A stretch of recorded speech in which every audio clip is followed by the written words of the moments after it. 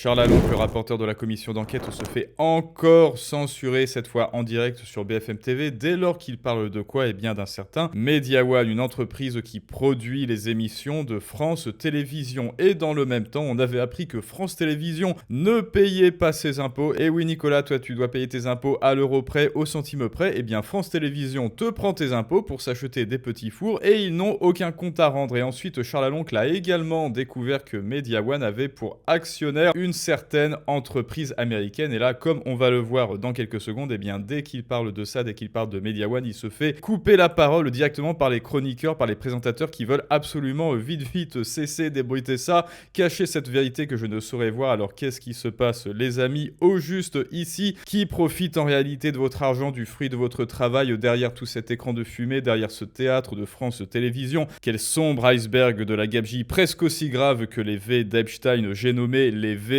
de vos impôts. On voit ça ensemble tout de suite. Donc vous vous rappelez, on l'a vu il y a quelques jours, la toute première fois où Charles Alonso s'est fait censurer directement son micro à la commission, c'est bel et bien quand il parlait de Mediawan. Là directement, le président s'est mis en colère et il l'a censuré et ça a fait le tour de la toile. Monsieur le Président, j'ai l'impression que vous voulez défendre à corps et à cri Mediawan. J'ai l'impression que vous vous faites le porte-parole de Mediawan. Je dis depuis le début que Mediawan est une société qui est détenue en majorité capitalistiquement par un fonds d'investissement américain KKR. C'était d'ailleurs l'une des révélations de cette commission d'enquête. Que vous ayez des liens, on le verra peut-être avec les actionnaires de Mediawan, vous pourrez en répondre. Et là, regardez le comportement du président et après on passe aux séquences d'aujourd'hui. Mais Mediawan est détenu en majorité par un fonds d'investissement américain, c'est tout ce que je dis et je ne comprends pas pourquoi vous expliquez que ce que j'explique est factuellement faux. Merci monsieur le rapporteur, vous venez de porter des accusations très graves contre moi en disant que j'avais des liens avec Mediawan, ce qui est absolument faux. C'est une question, faux. pourquoi donc vous me répondez à chaque fois? Merci messieurs les ministres. Mais non, mais Jérémy, franchement. Mais Jérémy, franchement, et ça, on l'avait vu il y a quelques jours, dès qu'il parle de Mediawan et pire d'hypothétiques liens avec Mediawan et la fameuse entreprise américaine qui détient en fait Mediawan à 41%, et là on parle d'accusations graves, ce sont de graves accusations. Alors pourquoi au juste le président de la commission d'enquête a réagi comme ça? Eh bien on ne va pas tarder à le savoir, et donc ce qu'a découvert Charles Alonso, eh bien pas plus tard que hier, c'est que en réalité France Télévisions ne payait aucun impôt depuis 2020, donc depuis 5 ans, 6 ans, ne versait aucun impôt sur les sociétés. Pire encore, l'État, donc le contribuable, donc vous, donc les Nicolas, ont remboursé 37 millions d'euros sur le fruit de votre travail au titre du crédit d'impôt audiovisuel depuis 2017. Parce que oui, non seulement c'est vous qui payez bien sûr France Télévisions, en plus France Télévisions serait subventionnée par une société qui bien évidemment, étant donné qu'elle détient 41% des parts, a son mot à dire, a son droit de regard sur les émissions que l'on vous vend, mais en plus elle ne paie aucun impôt dessus. Et donc voyons ce que dit Rachida Dati sur ça, et après on voit comment est-ce que Charles Alonso, en parlant de Mediawan à BFM TV, se fait couper son micro. Encore une fois, pour la seconde fois, ce qui n'est pas une récurrence mais une sacrée coïncidence. Si j'en crois le rapport de la Cour des comptes, France Télévisions n'aurait pas payé 1 euro d'impôt sur les sociétés depuis 2020. Pire, l'État lui aurait même remboursé 37 millions d'euros d'impôts. Donc l'État c'est vous, hein. Depuis 2017. En fait, ce montant correspond notamment au crédit d'impôt audiovisuel. Et si on retranche donc ces impôts que l'État a remboursés à France Télévisions, les déficits cumulés n'atteignent pas 80 millions, mais plutôt près de 120 millions d'euros. Est-ce que vous trouvez justifié, alors que en France, chaque année, on demande notamment à tous les entrepreneurs, quelle que soit leur taille, de payer leur impôt, que France Télévisions, non seulement ne paye pas 1 euro d'impôt sur les sociétés depuis 5 ans, mais se fasse en plus rembourser 37 millions d'euros d'impôts de la part du contribuable? Est-ce que déjà les chiffres, est-ce que les chiffres correspondent parfaitement à la situation financière de France Télévisions? Est-ce qu'il est acceptable aussi qu'on fasse une telle remise, sachant qu'à la fin, elle repose exclusivement sur le contribuable? Donc là déjà c'est une aberration totale en termes d'entrepreneuriat. C'est pour ça que je vous dis que la France veut faire fuir les entrepreneurs, parce que vous, petits entrepreneurs, vous devez payer vos taxes et vos impôts, et si vous êtes en déficit, et en fait, voilà, vous mettez la clé sous la porte, vous fermez boutique, et en revanche, France Télévisions, payée avec vos impôts, est en déficit. Ils arrivent avec tout l'argent qu'on leur donne, tel un gouffre sans fin, tel un obèse morbide tenu artificiellement en vie par les gélodiettes de nos taxes dans un hôpital public, eh bien ce France Télévisions est en déficit, c'est-à-dire qu'il n'arrive pas à retirer du bénéfice sur les émissions qu'ils produisent avec Media One et avec l'argent de vos taxes. Et malgré ça, malgré ce déficit depuis plus de 5 ans, depuis presque 6 ans, eh bien ils sont toujours là, c'est-à-dire ils sont toujours sur le devant de la scène, ils occupent des chaînes, voilà, des chaînes de télévision, et donc ils sont maintenus artificiellement en vie par vos taxes, et personne ne trouve rien à redire, et ils sont toujours, voilà, ils sont toujours sur la TNT, quoi. Je ne suis pas ministre des Comptes publics. Je ne suis pas la directrice non plus de la législation fiscale. Voilà, bon, ça c'est Rachida Dati qui fait un petit pas de côté. Je ne suis au courant de rien, je ne sais rien, elle se bouche les oreilles, tralala, interrogez Bercy. S'il vous plaît, mais maintenant, vous allez voir, eh bien, quand Charles Aloncle, maintenant, qui est invité sur BFM TV, et Jeanne de Lorraine qui nous dit « Intéressant de voir comment tout le monde s'excite dès qu'on parle de Media One », et là, je vous demande d'être attentif quant au comportement des chroniqueurs de BFM TV dès lors que Charles Aloncle commence à parler de Media One. Regardez bien comment il se comporte quand il prononce le mot magique. Non, parce que je constate qu'à chaque fois que je mets le sujet de Media One sur la table, le sujet de Media One, c'est un sujet qui est extrêmement important. Vous vous défaussez là, monsieur Allon. Non, je me défausse pas. Vous l'accusez. Je me défausse pas. Vous l'accusez à l'Assemblée nationale en plus. Vous défaussez. À chaque fois que je pose, si vous suivez les auditions, à chaque fois que je pose une question sur Media One, qui est pourtant la première société de production privée à bénéficier des contrats de France Télévisions, et quand je dis que Media One est détenu en majorité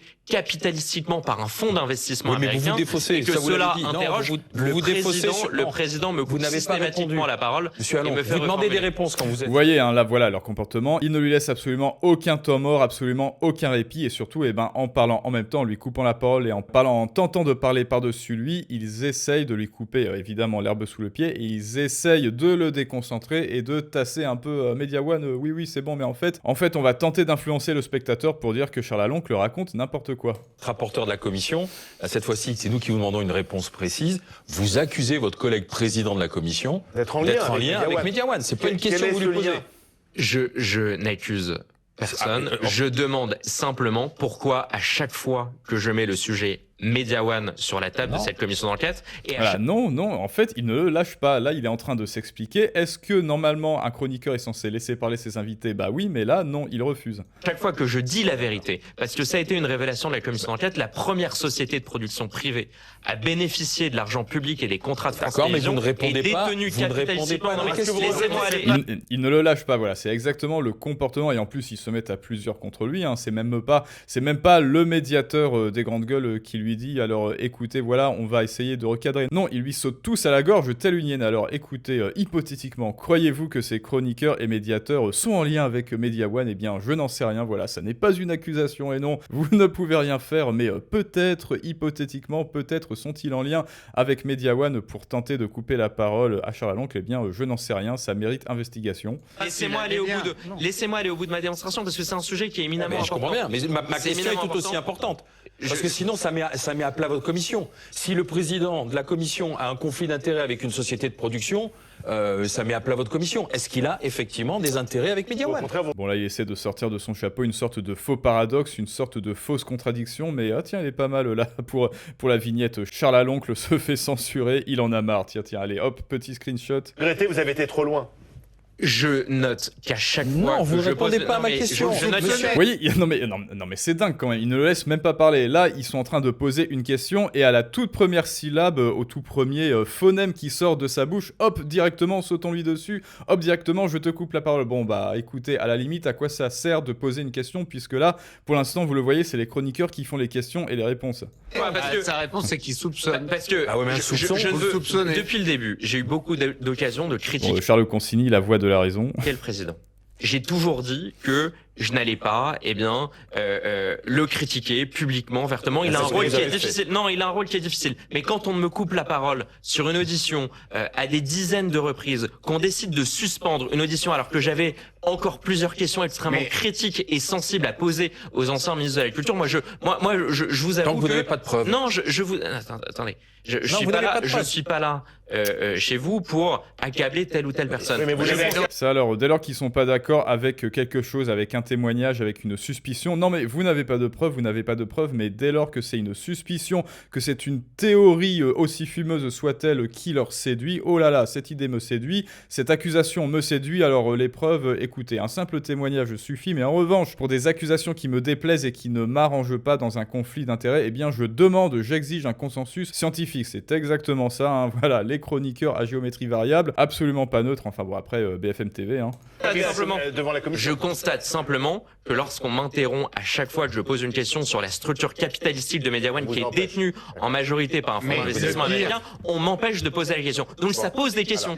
On m'empêche de parler, on m'empêche de poser les questions, donc ça pose des questions et c'est exactement ce que je vous dis, hein, c'est en phase par ellipse, ou là plutôt devrais-je dire en phase par interruption. Par exemple, quand il y a les journaux qui vous disent un couteau a agressé une institutrice au collège, ou alors un jeune homme aurait agressé son institutrice au collège, et bien évidemment qu'on ne vous dit pas d'où sort ce jeune collégien au juste, mais regardez bien le mode opératoire. Justement, en ne vous disant pas, en manquant de vous dire d'où vient cette personne, eh bien on vous le dit, on vous l'explicite justement, et ce de manière implicite. Alors c'est un faux paradoxe, et là c'est exactement pareil, en voulant couper la parole à plusieurs reprises à Charles Aloncle sur BFM pour l'empêcher de déniveler, de développer sa pensée sur Mediawan et sur KKR et sur les accointances qu'ils ont avec France Télévisions et leurs émissions de merde financées avec vos impôts. Bref, le lien entre vos impôts, c'est-à-dire le fruit de votre travail, et KKR, une société américaine, et bien là, il pousse de grands cris, et en l'empêchant de parler, et bien il révèle quelque chose, justement. Alors après, qu'est-ce qu'il révèle? Eh bien écoutez, je n'en sais rien, moi. Tout ce que je sais, c'est que, effectivement, cette société américaine a son mot à dire sur ce que vous regardez à la télévision en France. France Télévisions utilise cet argent pour acheter des émissions à ses producteurs. Mediawan est de très loin le plus gros fournisseur, avec 111 millions d'euros par an, versés à France TV pour C'est à vous, c'est dans l'air, ça commence aujourd'hui, etc. Bref, de la merde quoi, non pardon. Et KKR détient environ 41% de Mediawan. Donc oui, l'argent du contribuable vers France TV, vers Mediawan, une partie évidemment de votre argent atterrit chez KKR sous forme de profit, de dividendes ou valorisation de l'entreprise, pendant que France TV sort des programmes qui sont en déficit. France TV est un projet qui est en déficit, mais en revanche KKR n'est pas du tout en déficit. Bah oui, on leur injecte votre argent à vous, petits Français. Ensuite, qu'est-ce qu'il y a en termes d'accointance entre le président, donc là, Jérémy Partier-Létus de la commission d'enquête, et KKR au juste? Eh bien, personne ne sait. Peut-être qu'il n'y en a aucune. Il n'y a aucune relation, mais en tout cas, vous le voyez, dès qu'on parle de certaines relations, eh bien, on veut censurer Charles Aloncle, qui, tout de même, avouons-le, est le seul qui fait ce travail en France, a fortiori à la commission d'enquête. Et donc maintenant, c'est à vous de me dire ce que vous en pensez, les amis. Pourquoi au juste BFM TV et le président veulent veulent censurer implicitement ou explicitement dès qu'ils parlent des patrons, mais bon, des vrais patrons qui se cachent derrière France Télévisions? Eh bien, c'est à vous de me dire ce que vous en pensez. Je vous rappelle que, encore une fois, cela vous prouve que l'argent, votre argent surtout, votre épargne, votre argent à vous, votre effort de guerre, eh bien, c'est le nerf, tout justement, le nerf de la guerre. Et donc, si vous ne savez pas encore le gérer, eh bien, vous le voyez, KKR et France Télévisions le feront à votre place, et vous le savez. Pour savoir gérer votre argent, le faire fructifier à son plein potentiel et devenir souverain, il y a la masterclass Outsider financier en description et en commentaire. Et je vous dis à tous à très bientôt pour un prochain storytelling du monde moderne, et ça, c'est une autre histoire.